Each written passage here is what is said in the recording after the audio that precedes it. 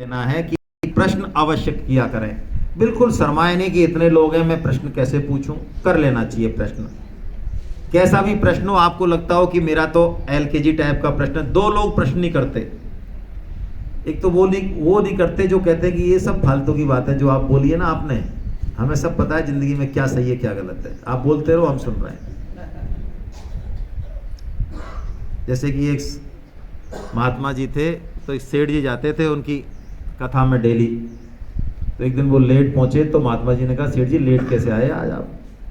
अरे कि महाराज क्या करें, वो हम बच्चे को बैठा के आते दुकान पे, तब आते हैं आपके यहाँ। हाँ तो उसमें क्या हुआ? अरे क्या बच्चा भी जिद करने लग गया महाराज, हम भी चलेंगे, आप खा जाते हो पिताई सत्संग।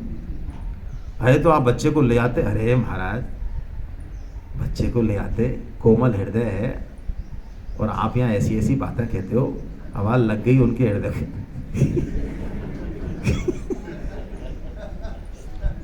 अरे कि आप भी तो आते हो रोजाना यहाँ बैठे रहते हो। अरे कि भाई साहब हम तो छाती करनी करके आते हैं, आप बोलो जो बोलना है, जो हमारे को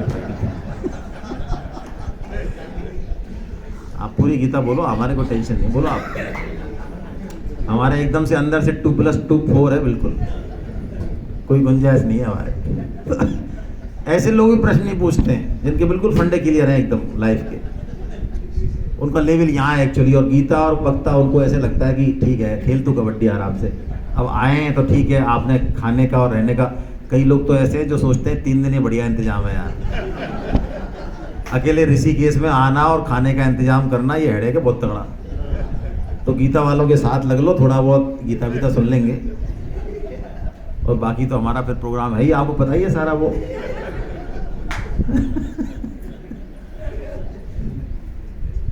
तो आप इनके चक्कर में मत आओ भाई। नए साधक जो हैं पहली बार आए हैं, बहुत सारे लोग आए, बड़ी खुशी की बात है मुझे। और हम नए साधकों से ही हमारा बड़ा विशेष प्रेम होता है। करीब 50 से ज़्यादा लोग नए साधक हैं, बहुत अच्छी बात है। आप कोई प्रश्न हो तो अवश्य पूछ सकते हैं, बिल्कुल निसंकोच होकर, कोई शंका नहीं करनी चाहिए, परिवार है अपना, है ना। Yes sir. हाँ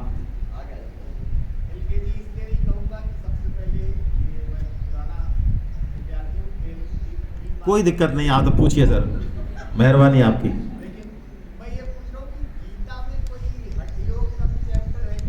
हाँ ठीक है।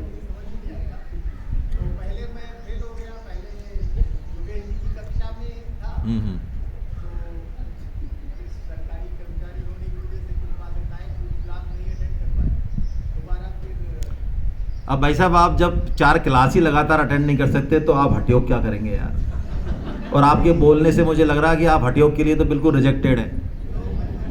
आपको पता है हठयोग चल रहा है आज भी, हठयोग की संप्रदाय है आज भी, बहुत अच्छे से है। कहाँ है पता है? ये अनुलोम विलोम जो है ना, किसमें है ये? आपको पता नहीं है, चलिए मैं बता देता हूँ बिराजी। आप पतंजलि का जो योग है वो यम नियम से चालू होता है, लेकिन हठयोग वालों का सिस्टम अलग है। वो षट कर्म बताते हैं, धौती वस्ती नेति, ये है ना। और हठयोग वाले आसन पर बहुत ज़्यादा ध्यान देते हैं, काया शुद्धि पर ध्यान देते हैं। तो उसके लिए बहुत विशेष वैराग्य की, संयम की और एक विशेष साधना की जरूरत है। हम लोग पतंजलि योग ही नहीं कर पा रहे हैं। यम और नियम हम लोग योगा तो करते हैं, बातें करते हैं, लेकिन हम तोलें अपने आप को 5 यम और 5 नियम, बताओ कितने के जीवन में, कितने लोगों के नहीं है हमारे। जबकि पतंजलि जी ने कहा कि ये पहले एलकेजी यूकेजी ये 2 को पास कर, तब तेरे को एंट्री दूंगा फर्स्ट क्लास में, फिर तो तेरा स्टार्ट होगा आसन तो। लेकिन आज आसन प्राणायाम समाधि सिद्धि सबकी बातें हो रही हैं, लेकिन यम नियम की बात नहीं हो रही। देख लो आप, योग सिखाने वाले भी 5000 रुपये ले लेंगे आपसे महीने के, लेकिन यम नियम की बात नहीं करेंगे, बट्टे आसन की बात करेंगे। और बिना यम नियम को साधे आसन सिद्ध नहीं होगा, प्राणायाम सिद्ध नहीं होगा, ध्यान धारणा समाधि सिद्ध नहीं होगी। और हठयोग तो और भी विलक्षण है, वो तो प्योरली सन्यासियों के लिए, हमारे जैसे लोगों के लिए नहीं है। नाथ संप्रदाय जो है, जो हमारे मुख्यमंत्री जी हैं, यशस्वी मुख्यमंत्री जी, ये हठयोगी के हैं। गोरखनाथ संप्रदाय जो है ना, ये हठयोगी हैं, नाथ संप्रदाय। तो हठयोग का गीता में ऐसा सच तो वर्णन नहीं है, ध्यान योग में ही हठयोग का वर्णन है, लेकिन गीता में हठ योग को एक स्वतंत्र प्रणाली नहीं माना है ना। ऐसा सच वर्णन गीता में हठ योग का और उसकी प्रणाली का नहीं है।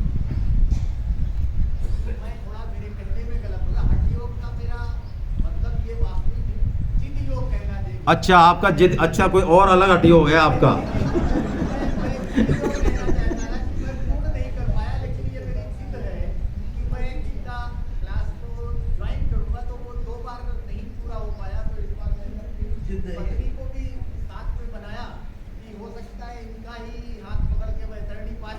हाँ, बिल्कुल सही डिसीजन लिया आपने। 2 साल से फेल होने का कारण भी यही था आपका। अब ये जो वास्तविक तरनी है ना, तरनी यानी नाव, अब आपने सही चीज पकड़ ली है बिल्कुल। अब ले जाएंगे आपको किनारे, आप मस्त रहो बिल्कुल एकदम से। अब प्रश्न और है, और भी है, बताए।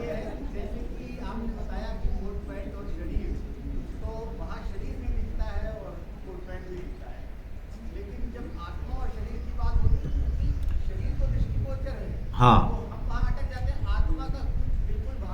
बहुत बढ़िया, बहुत बढ़िया।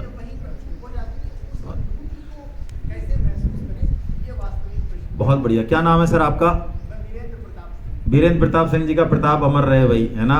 बहुत बढ़िया प्रश्न पूछा है। देखिए इन्होंने, एक तो भगवान की बड़ी कृपा हो गई इनके ऊपर कि इन्होंने जो है जिसकी शरण 2 साल पहले लेनी चाहिए थी वो अब ले ली है इन्होंने। तो अब ये पहुंच जाएंगे, क्योंकि गाड़ी एक पहिए से नहीं चलती है। इन्होंने अब समझ में, भगवान ने इनको सद्बुद्धि दे दी। और इनका प्रश्न तो बहुत मौलिक है, बहुत मौलिक है, बड़ा सुंदर प्रश्न है। और इसका मतलब ये चीजों को सुन भी रहे हैं और सुन ही नहीं रहे, ये थोड़ा सा उस पर आगे भी चलना चाह रहे हैं। इनके प्रश्न से ये स्पष्ट है। ये कह रहे हैं बात तो ठीक है, कोट पैंट और शरीर में शरीर दिखता है, कोट पैंट भी दिखता है, लेकिन आत्मा और शरीर के उदाहरण में आत्मा तो नहीं दिखती। देखिए, आत्मा या परमात्मा अव्यक्त रूप में हर जगह हर अवस्था में विराजमान है। हम क्या चाहते हैं, हमारा अभी जो दृष्टिकोण है वो मन बुद्धि और इंद्रियों तक सीमित है। हमारा जो सेंस है वो ये है, विवेक है वो इतना है कि जो मन बुद्धि से समझ में आएगा उसी को हम मानेंगे, और मन बुद्धि से परे है उसके अस्तित्व पर हमें संदेह है। लेकिन हम थोड़ा सा शास्त्र का सहारा लेंगे, अपने विवेक का सहारा लेंगे, तो ये संशय दूर हो जाएगा। मैं कुछ उदाहरण देता हूं आपको। दूध में मक्खन दिखता है? नहीं दिखता है। वाईफाई दिखता है? वाईफाई दिखता नहीं है। बीज में वृक्ष दिखता है? छोटा सा बीज है पीपल का, इसमें वृक्ष दिख रहा है पीपल का? नहीं दिख रहा। ये नहीं दिख रहे ना, लेकिन हमें पता है कि इसमें ये है, बस इतना सा ही है। अब देखिए, हम जब सो जाते हैं, पकड़िए इस बात को, स्वामी जी ने वेदांत में देहाध्यास को समझने के लिए यही उदाहरण दिया जो बहुत सरल और सुंदर है। जब हम सो जाते हैं तो 3 अवस्थाएं होती हैं। जागृत तो अभी है ही, है ना। सो जाते हैं तो स्वप्न, और स्वप्न से भी गहरी अवस्था होती है सुषुप्ति। सुषुप्ति का मतलब है हमारा बुद्धि तक, अहम तक, बुद्धि से ऊपर अहम है हमारा। अहम यानी अपने बुद्धि को भी जो प्रेरणा देता है, हमारी खुद की पहचान, मैं शरीर, मैं पुरुष, मैं स्त्री, मैं फलाना वीरेंद्र प्रताप सिंह, ये अहम है। तो मन बुद्धि अहम तक भी सो जाते हैं, बिल्कुल इनएक्टिव हो जाते हैं। लेकिन कोई है जो जाग रहा है। कैसे माने? ऐसे माने कि आप सुबह ये कहते हैं कि आज तो मैं बहुत अच्छे से सोया। तो ये कौन है? जो आपका साक्षी है, जो उसको पता है कि आपका मन बुद्धि अहम बहुत ठीक से सोए, आज बहुत गहरी नींद में ले। क्या वो गहरी नींद में था? यदि वो होता तो सुबह सूचना कौन देता आपको? वही हैं हम। यानी जो इनका भी साक्षी है वही हैं हम। वो हो चाहे अव्यक्त, कोई समस्या नहीं है। जैसे ही हम मन बुद्धि अहम का आश्रय छोड़ेंगे, वो प्रकट कर देगा अपने आप, और उसको किसी के सहारे से नहीं देखा जा सकता। ये बहुत इंपॉर्टेंट बात है, इसको समझने की कोशिश कीजिए, क्योंकि आपका प्रश्न बड़ा इंपॉर्टेंट है। हम मन बुद्धि इंद्रियों का विषय नहीं बना सकते अपने आप को, यानी उस तत्व को जो अव्यक्त है। आप सोचे कि मैं आंखों से देख लूंगा, नहीं नहीं नहीं नहीं, ये तो ऐसे ही मूर्खता हुई कि आपको कहें कि भाई साहब ऐसा करो, आप सूरज को जरा देखना इधर जाके बाहर निकल के टीन से, कि भाई साहब कैसे जाऊं, जरा दीपक तो दो मेरे को, मोमबत्ती दे दो एक, जरा उसमें देख आऊंगा मैं सूरज को। आप ऐसा कहेंगे या चले जाएंगे? सूरज को देखने के लिए आपको मोमबत्ती की जरूरत है क्या? वो स्वयं प्रकाशवान, हमारा जो आत्म स्वरूप है वो स्वयं प्रकाश है, स्वयं ज्ञानवान है, आत्मज्ञान है वो, उसमें वो अपने आप से अपने आप को जाना जाता है। गीता में भगवान ने यही कहा है, तीसरे में चौथे में आगे, कि हम अपने आप से अपने आप को जानेंगे। कब जानेंगे? जब हम मन, बुद्धि और इंद्रियों का आश्रय छोड़ देंगे, तो हमें जो अव्यक्त है वो भी हमारे सामने व्यक्त हो जाएगा। ये अवतार जो है ना, ये अवतार क्या है? जो भगवान अव्यक्त हैं, जो नहीं दिख रहे मन, बुद्धि, इंद्रियों से, भगवान कृपा करके अपने आप को गुणमय लाके व्यक्त कर देते हैं, हमको अपनी आंखों से दिखते हैं। यही अवतार है ना? तो कोई बात नहीं, नहीं दिख रहा, लेकिन सीइंग इज बिलीविंग ये अल्टीमेट तथ्य नहीं है। बहुत सारी चीज है जो नहीं दिखती हैं, लेकिन वो हैं। हम अपने विवेक से ये प्रूव कर सकते हैं। अंतिम उदाहरण जो हम सबको अपील करेगा, वीरेंद्र प्रताप सिंह जी, आपकी 7वीं पीढ़ी का नाम क्या है? नहीं पता? कोई फोटो, नाम ना फोटो, कुछ नहीं है इनके पास। वो थे या नहीं? हाँ, देखियो इन्होंने लॉजिक भी दे दिया। मैं बोलता कि वो नहीं थे, मेरे को ना दिखाई दे रहे हैं, ना फोटो, ना नाम है, तो वो कह रहे हैं नहीं थे।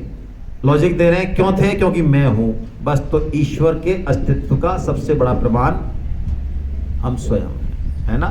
चलते जाइए, अनुभव होगा। हरे कृष्णा। बहुत अच्छा प्रश्न है इनका, बहुत मौलिक प्रश्न है। कोई और, किसी के मन में और कोई शंका? प्रश्न पूछने में पीछे मत रहिए भाई, आपको चाहे तो हम टाइम पे पिलाएंगे।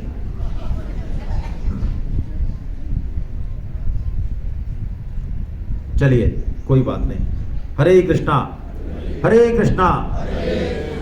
समय क्या हुआ है अभी?